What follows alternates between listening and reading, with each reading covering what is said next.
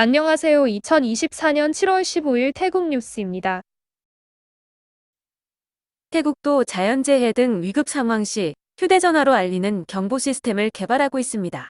디지털 경제사회부는 태국어와 영어, 중국어와 일본어, 러시아어 등 5개국어로 정보를 제공할 것이라고 설명하며 시스템은 2025년부터 적용될 것이라고 합니다. 관광체육부에 따르면 올해 상반기 6개월간 태국을 찾은 외국인 관광객은 1,750만 1,283명으로 825억 바 이상의 수익을 거둬들였다고 합니다. 태국을 찾은 외국인 관광객을 국가 순으로 보면 중국인이 가장 많았고 다음으로 말레이시아와 인도, 한국과 러시아 순이었습니다. 어메이징 비치라이프 페스티벌 행사가 7월 12일부터 8월 11일까지 라이온과 팡하, 푸켓과 송클라에서 개최됩니다. 수상 스포츠와 음악, 예술과 공예품, 푸드트럭과 지역 특산품을 선보이는 행사라고 당국은 설명하고 있습니다. 방콕시는 차이나타운 일대의 보행로의 보도블럭 교체 작업을 실시하고 있습니다. 시 당국은 약 1000km에 이르는 보행로의 보도블럭 교체를 지속적으로 실시해 랜드마크로서의 자리를 확고히 할 것이라고 설명하고 있습니다. 가석방된 탁신 전 총리는 8월이면 형집행이 완료될 예정입니다.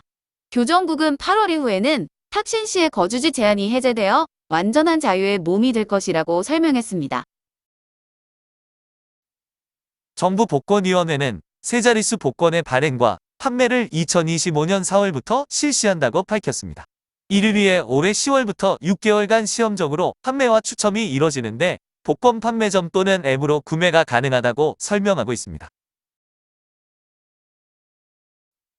파리올림픽 개막이 다가오는 가운데 본선에 진출한 전 세계 1,500명의 선수가 참가할 예정입니다. 태국에서는 16개 종목 51명의 선수가 예선을 통과해 프랑스 파리로 갈 예정이라고 하네요. 방콕 시내와 수완나품 공항을 연결하는 에어포트링크 운영당국은 이제 반려동물을 데리고 승차할 수 있다고 알리고 있습니다. 평일에는 오전 10시부터 오후 3시, 저녁 8시부터 자정까지만 데리고 탈 수 있다고 설명하고 있는데 시간대를 별도로 정해놔서 시민들이 혼란스러워할 듯합니다. 기상국은 18일까지 태국 전역에 많은 비가 내릴 것으로 안다만과 타이만에는 강풍으로 인해 파도가 높아질 것이라고 예보하고 있습니다. 세타 총리는 취임 직후부터 태국 내 마약 문제를 해결하기 위해 적극적인 단속을 주문해왔습니다.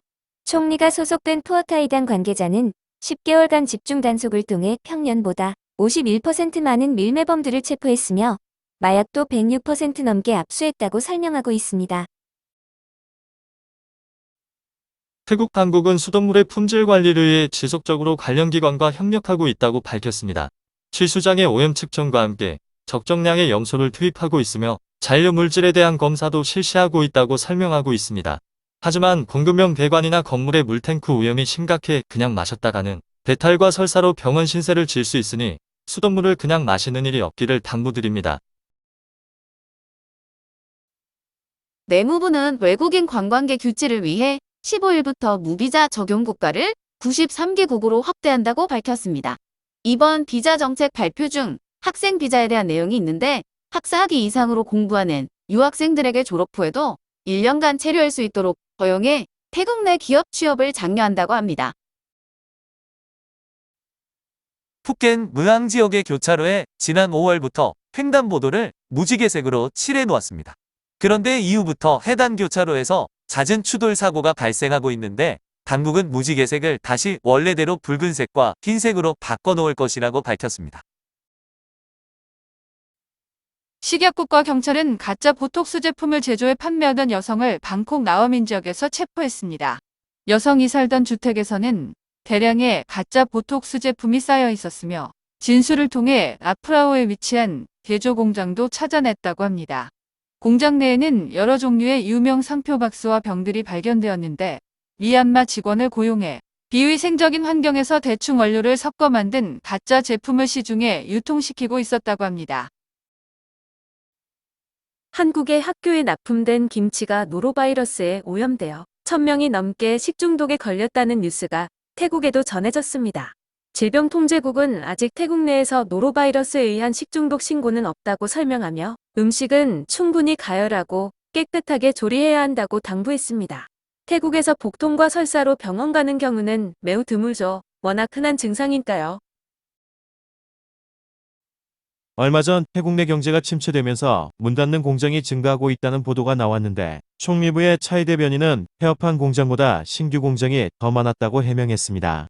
올해 5월까지 폐업한 공장은 488곳이었지만 새로 문을 연 공장은 848곳이었으며 공장 폐업으로 실직한 사람은 12,551명, 신규 공장의 취업자는 33,787명으로 많았고 투자액 또한 많았다고 설명했습니다. 방콕과 라오스 비엔티안을 잇는 기차표의 판매가 시작되었습니다. 7월 19일 밤 9시 25분 방콕 방스역을 출발해 다음날 아침 9시 5분에 라오스에 도착하는 여정입니다. 3등 선풍기 객차는 281밭, 2등 에어컨 객차는 574밭, 침대 칸 상단은 784밭, 하단은 874밭입니다. 수판부리 지방에서는 가정용 가스통 충전시설에서 폭발과 함께 불이 나는 일이 있었습니다. 이 사고로 한 명이 중상을 입었으며 공장시설과 차량 등이 손상되었습니다. 당국은 일단 정전기에 의해 사고가 난 것으로 보고 조사를 벌이고 있습니다. 파타야 지역에도 많은 비가 쏟아지고 있는데 11일에는 3시간 동안 폭우가 내리면서 많은 지역이 50cm 이상 침수되는 피해가 발생했습니다. 한 여성은 아이를 등교시켜주고 비가 중 침수된 도로를 무리하게 지나려다가 차량이 물속에서 고장나는 일도 있었습니다. 6개 이상의 심카드를 등록한 사람은 당국에 신원 확인을 하도록 의무화했습니다. 13일부터는 신원 확인을 하지 않은 심카드에 대해 사용 중지가 실시되었습니다. 대상 심카드는 총 398만 1251개인데 이 중 163만 5407개만 신원 확인 절차가 이뤄졌다고 합니다. 태국에서 흔히 볼 수 있는 녹색뱀은 맹독을 가지고 있어 물리면 즉시 병원에 가서 해독제를 투여받아야 합니다. 보건당국은 태국인이라면 누구나 공립과 사립병원을 이용할 수 있다면서 뱀에 물렸을 때 신분증을 가지고 빨리 병원을 찾으라고 당부하고 있습니다. 아누틴 부총리 겸 내무부 장관은 대마를 다시 마약류로 지정하는 것에 반대표를 던질 것이라고 밝혔습니다. 아누틴 부총리는 지난 프라윕 정부 당시 보건부 장관을 지내면서 대마 합법화를 주도한 인물이기도 합니다. 부총리는 정부 정책을 자주 변경한다면 어느 누가 태국에 투자하러 올 것이냐고 반문했습니다. 사무사콘 해안지대에서는 바닷물이 운하로 역류하면서 주변 일대 도로가 30에서 40cm 높이로 침수되는 일이 있었습니다. 당국은 해수면이 상승하면서 이 같은 일이 발생한 것이라고 설명하고 있습니다. 태국 당국은 전기차 구매자를 위한 보조금 지급을 위해 예산 70억 밭을 추가로 마련했다고 밝혔습니다. 전기차 보조금은 배터리의 크기에 따라 차량당 7만에서 15만 밭씩 지원됩니다. 타우산로드 사업자협회는 전기요금 인상으로 많은 사업체가 문을 닫을 것이라고 경고하고 있습니다. 여행 비수기에 들어가면서 숙박업소나 가게들은 수입이 30에서 40% 감소한 상태인데 공공요금 인상으로 비용이 증가해 운영에 어려움을 겪고 있다고 주장했습니다. 관계자는 정부에 한시적으로 세금을 절반으로 깎아달라고 요청하고 있는 상황이라고 설명했습니다. 할부금을 내지 못해 압류된 자동차의 수가 크게 늘어났다고 합니다. 경제가 침체되면서 악성 채무도 늘어나고 있는데 지난해에는 35만 대, 올해는 30만 대가 될 것으로 평년에 20에서 25만 대 수준보다 30에서 40% 증가한 수치라고 합니다. 한 자동차 경매회사에는 예전에 수백 대 정도의 트럭이 매물로 나왔지만 지금은 3,000대의 트럭이 쏟아져 나왔다고 합니다. 에너지위원회 풀팍 박사는 올해 말로 갈수록 전기요금이 크게 인상될 수도 있다고 밝혔습니다. 바타 가치의 하락으로 천연가스 수입 비용이 증가하고 국제 거래 가격도 약 30% 상승해 이를 반영한다면 단위당 최고요금은 6.01밭을 내야 할 수도 있다고 설명했습니다. 태국도 전기요금 누진제가 적용되고 있어 전기를 많이 쓰는 가정이나 업소는 수만 밭에서 수십만 밭을 폭탄 요금이 청구되고 있습니다. 혼다 자동차는 태국에서 생산되는 차량을 50% 줄일 계획이라고 합니다. 며칠 전 혼다는 아유타야에 위치한 생산시설을 빠찐부리로 이전한다고 발표하기도 했습니다. 아유타야 공장은 앞으로 자동차 완제품 대신 부품만 생산하게 되며 혼다차의 태국 내 생산 능력은 연간 27만 대에서 12만 대로 줄어들 것이라고 합니다. 92년부터 태국에서 자동차 생산을 시작한 혼다차는 2013년 27만 대로 정점을 찍었지만 지난해에는 14만 대까지 떨어졌습니다. 일본 차는 태국 자동차 시장의 80%를 점유하고 있었는데 최근 바이디 등의 중국 전기차 업체가 진출하면서 점유율이 급감하고 있습니다. 일본 자동차 업체 관계자는 다양한 기능을 탑재한 전기차를 앞세운 중국 업체들은 공격적인 가격 인하를 벌이고 있고 태국 정부 또한 전기차를 한정한 지원 정책으로 전기차 기술에서 뒤처진 일본 차는 대적할 수 없는 상황이라고 지적하고 있습니다. 이보다 앞서 일본 자동차 업체인 스즈키와 스바루는 태국의 생산 공장을 폐쇄하고 철수한다는 소식이 전해졌습니다. 경제 침체는 곧 부동산 시장 침체로 이어지는데 가구 사업에까지 영향을 미치고 있다고 합니다. 태국 내 3,000곳 이상의 가구 제조사들은 지속적으로 생산량을 줄이고 있는데 이대로라면 공장 가동률이 50% 이하로 내려갈 것이라고 합니다. 지난해 가구 생산량은 710만 개로 29.9% 감소했으며 수출도 14.6% 감소했는데 판매량은 매년 5.1%씩 감소하고 있다는 것입니다.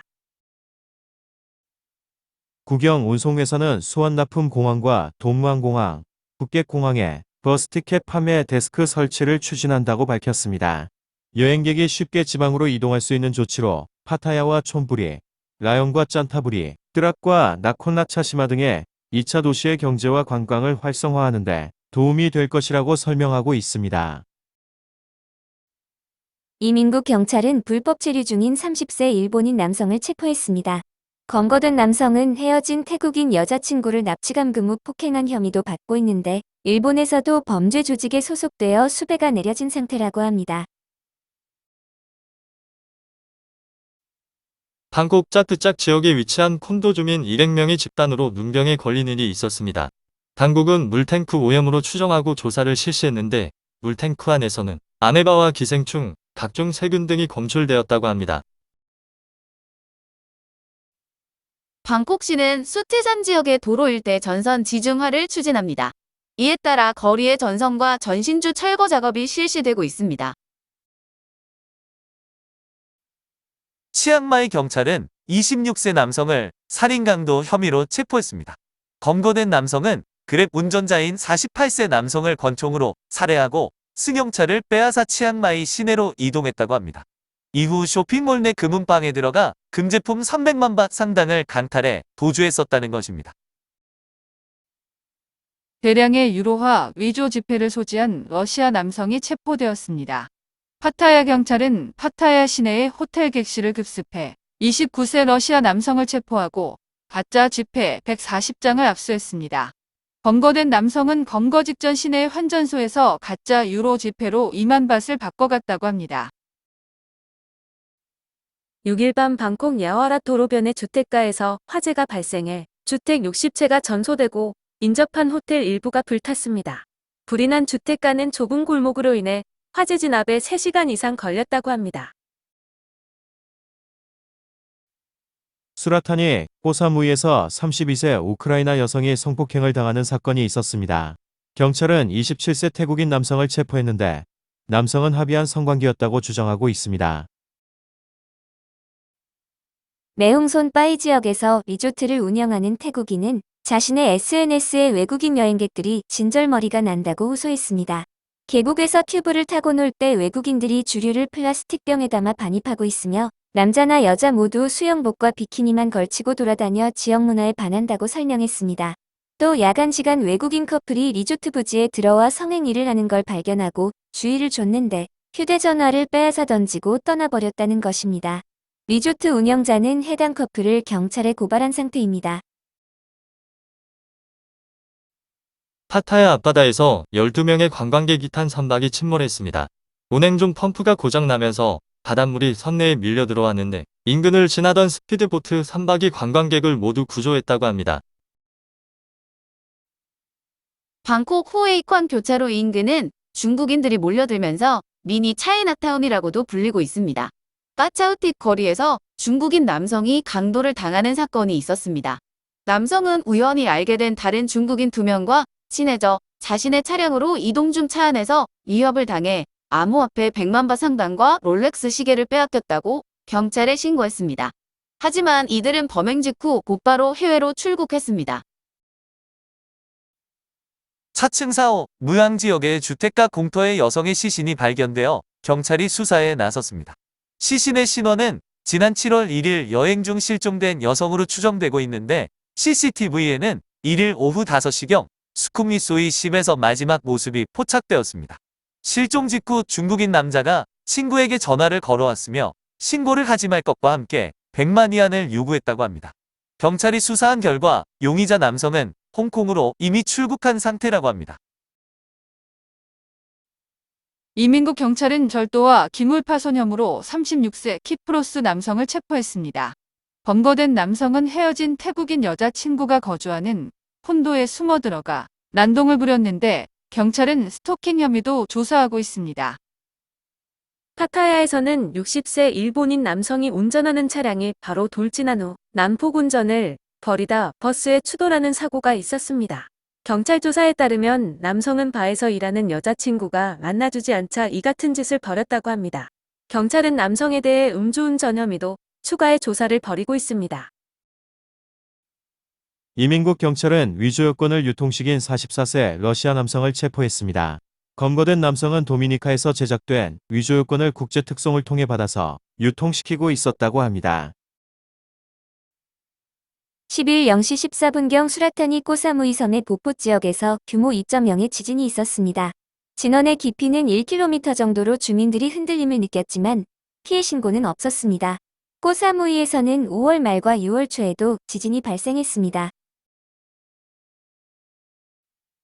치앙마이 중심부에 위치한 대학교 주차장에서 대낮에 중국인 커플이 성행위를 하는 일이 있었습니다.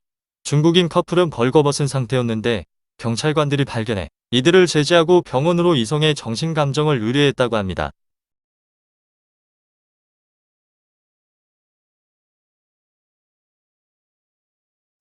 오늘도 시청해주셔서 감사합니다.